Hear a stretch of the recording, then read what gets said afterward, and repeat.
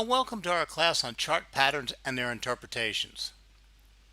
Now, I originally did this class about 2018, and you can find it on my YouTube site. It's got close to 3 million views now, and that's pretty good for an educational webinar. But I decided to update it and bring us up to the 2023 and allow us to interrelate with it a little bit more. Now, I would appreciate it greatly if you could subscribe to my YouTube channel. Believe me, we won't email you, we don't bother you, we don't sell anything. Just YouTube will send you out a notification every time I upload a new class. Now, technical analysis refers to the study of the financial markets based on price movement. It uses the assumption that the price of a share or an asset reflects all the information about that asset, including the market sentiment, as well as its perceived value. Charting refers to technical analysis that is performed through careful interpretation of price data from identification of well-known patterns that emerge in price. For example, head and shoulders, channels, triangles, and wedges. Now, chart patterns are well documented in technical analysis literature and are based on the psychological phenomena that occur between the buyers and sellers of financial instruments in liquid markets. Pattern formations do not form a trading system, but rather provide an indication of future trends of an asset as the price breaks key psychological barriers in the form of support and resistance lines. Now, let's take my first side note to everybody. I take the word technical analysis and put it in trash. It's a scary name, it sounds like a scientific term, and it sounds like it's very involved and complicated. Let's simply call it chart analysis. Anything and everything we do on our price charts is technical analysis, or technical analysis requires us to do these things on our charts, and we're simply reading our charts. So by calling it chart analysis, it makes it more comfortable for us, and it just means anything and everything we do with our charts is chart analysis. Whether we're just looking at price, whether we're looking at candlesticks, whether we're looking at indicators or oscillators, whether we're looking at support and resistance lines, whether we're drawing a trend line on our chart, all of it is technical analysis or chart analysis. Now, there are many types of patterns out there. Okay. And they are formed by support and resistance levels converging at each other, or how price reacts with these levels. Now, in the old days, when the prices moved slower, we were hand charting, we would talk about triangles, we'd talk about wedges, we'd talk about pennants, we'd talk about flags. In my world, anytime you have two lines converging at each other to make an apex and some distance between those lines, which is considered the base, you have a basic triangle formation. Now, we used to call these symmetrical triangles, asymmetrical triangles, declining and inclining triangles. We used to call some of them wedges. Okay. But as you can see here on this chart, a symmetrical triangle, ascending triangle, descending are all three-sided instruments or three-sided diagrams that the angles of the support and resistance levels are converging at one another to form an apex. Okay. A wedge isn't far much different from that. But the fact is, when we are looking at these in our charts, it gets messy. See, it's very nice and easy to see them here. But in reality, price looks like this. And finding these and drawing them perfectly online with a whole bunch of sets of rules makes it very difficult. Now, the fact is, like if you're using TradingView now will actually put chart patterns on your charts automatically if you click on the right button. But I also don't believe in defining these, just like I don't believe in candlestick patterns. Memorizing all of these candlestick patterns and what they are, what they're called, and what you're supposed to do when you see them is very bad for our trading. It sets us in a mindset that we're not looking at what prices tell us. We are simply trying to remember all the rules and what we're supposed to do at a specific time. Whereas when we see these patterns developing, we should be able to get a feel for them and then understand what price is trying to tell us, not what the rule says we are supposed to be trying to do. Now, a triangle also can be, what's the word, used for calculations. Whether it is a wedge, whether it's a symmetrical, whether it's an ascending or descending triangle, there's always a base. Now, finding where that actual base is, the beginning of the triangle, is important. But the value of the breakout, when price breaks out of that pattern, can be calculated by taking the width of the base. So the distance between the rising trend line and resistance level will give us our projection, because we always need to be able to project, because we need to be able to set a target point. We need to be able to set stop loss points. So our projected movement when price breaks out, because till price breaks out, there's nothing for us to do. And by memorizing what we're supposed to do, we're waiting for price to break this way or that way and do that. Stop wasting your time. Wait for price to break out and then make your analysis based out in the direction it breaks out. Now, when price breaks upward, we should be buying into that asset. When price breaks downward, we should be selling that asset. But this isn't always right. So one of the keys to chart pattern trading is looking at volume. Volume will always confirm what we're trying to see. Okay. So outside of triangles and wedges, we have rectangles and channels. What's a rectangle? It means simply price is moving up and down between the support and resistance line. Channel means price is moving up and down in a descending or ascending set of support and resistance lines. But once again, seeing them in the world of live trading is difficult. Okay. Spending our time drawing them on charts is sometimes a waste of time, especially in short-term trading, because the markets are moving so quickly that by the time we realize we have this formation, it's already broken out and moved beyond. So rectangles and triangles are also referred to sometimes as pennants and flags, depending on the slope of the initial trend and the slope of the breakout. And then, as I said, we have wedges. Now, does this wedge look any different, really, than the ascending and descending triangle? Now, granted, in the ascending and descending triangle, we have one line that is horizontal with the other line moving to it. But again, in definition triangles, we have two lines converging to form an apex. Well, in this case, the two lines are traveling at different angles, but they will form, the wedge will eventually form into a triangle. But what is it?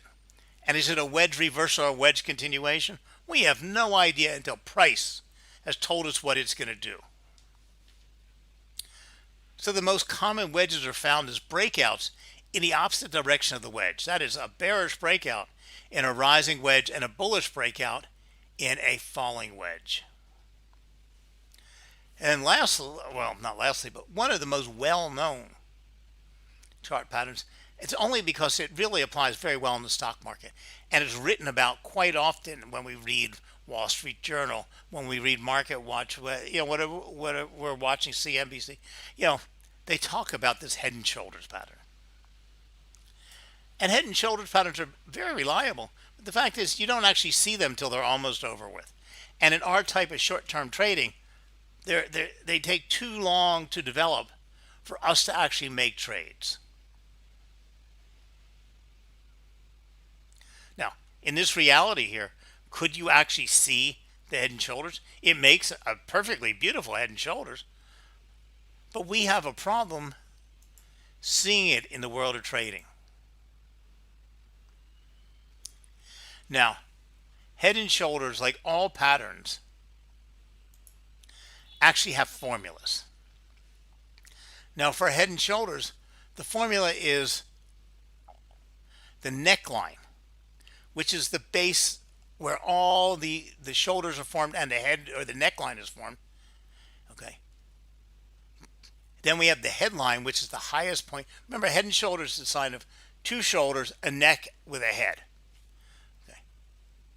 And if we were to find the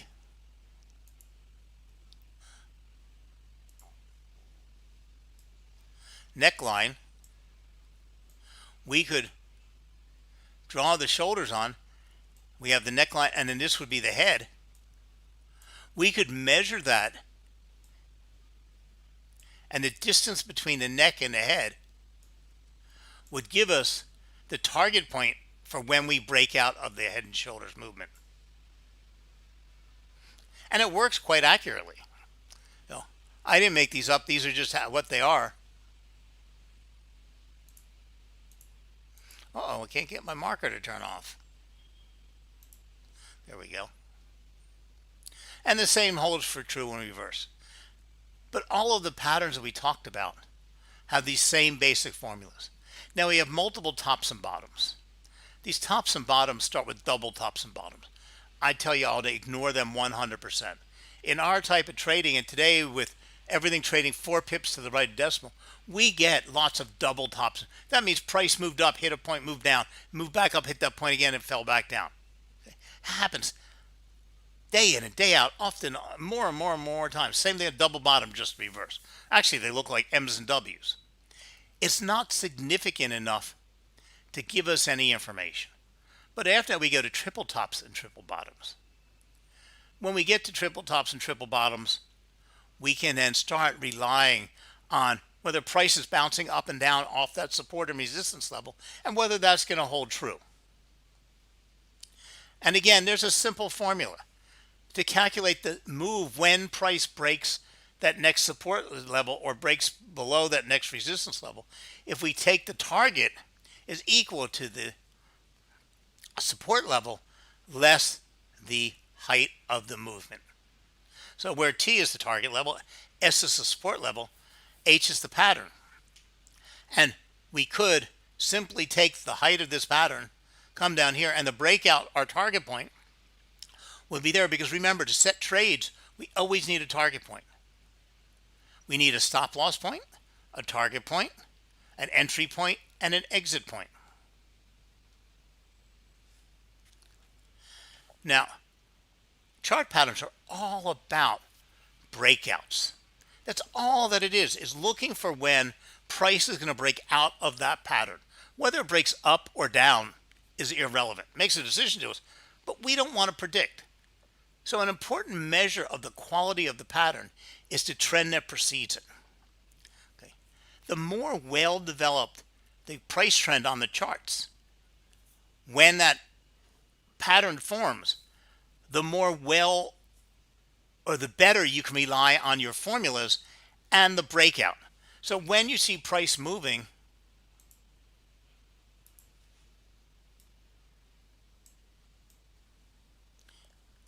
in this well-developed trend, this chart pattern is more relevant to us in our trading decision than we see the same highs and lows, but we see prices moving all over the place.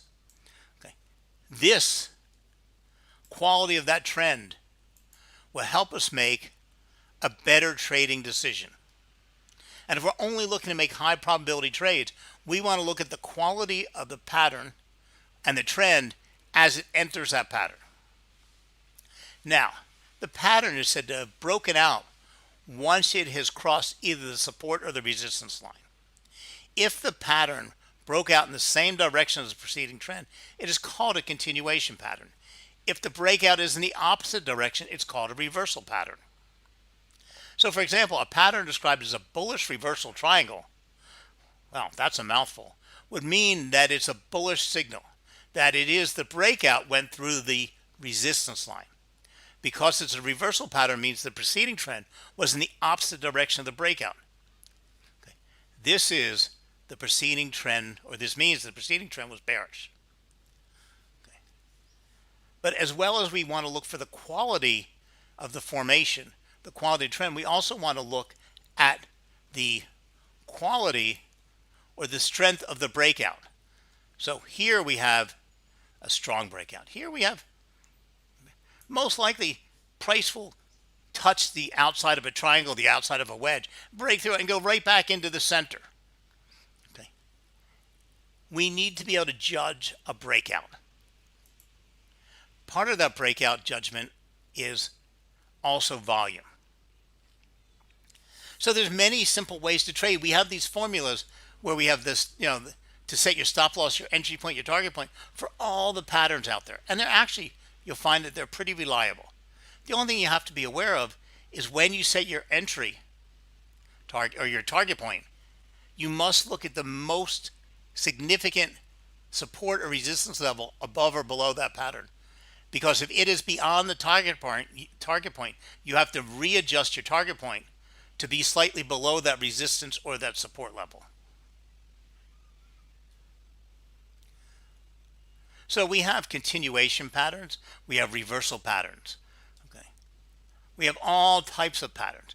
Some of the best ways to find these patterns and interpret them is with Fibonacci retracement tool. So what exactly are retracements? They are price reversals that are produced temporarily within a larger price movement.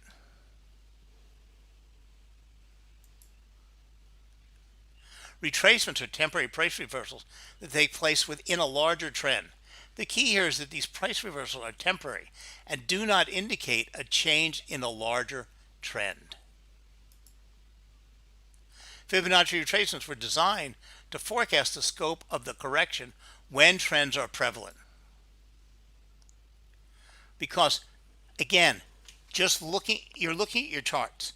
You're looking for patterns and interpretation of these patterns within your charts. Okay, chart analysis. And Fibonacci's will help you, as well as support and resistance levels, determine how valid that turning point is in that movement. And whether we're looking at a reversal or a continuation pattern. So reversals are defined as a change in the overall price trend, where continuations are just slight movements. Now, how do we define that? Well, if we look at price, we know the price should be moving. It pushes and ease, pushes and ease, pushes and ease. Okay. If we also happen to have a chart pattern, like a triangle, a breakout of that while price is moving could signal that it is a reversal point or a continuation point. We're concerned with the breakout, but how far will that breakout go? Will it reach the trend? Or is it a breakout and going to lose momentum and fall back down? Volume can be the key answer to all of this. So keep in mind, chart patterns is chart analysis. Chart analysis made up of the patterns we see on charts, the trends we see on, not trend lines, but the trends we see on charts, the candlesticks we're looking at our charts, and the support and resistance levels we're looking at on our charts. Because often those support and resistance levels will help us predict whether we have a breakout or not a breakout.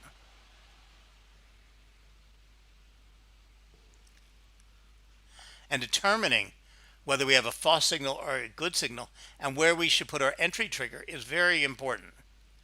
So, thank you very much.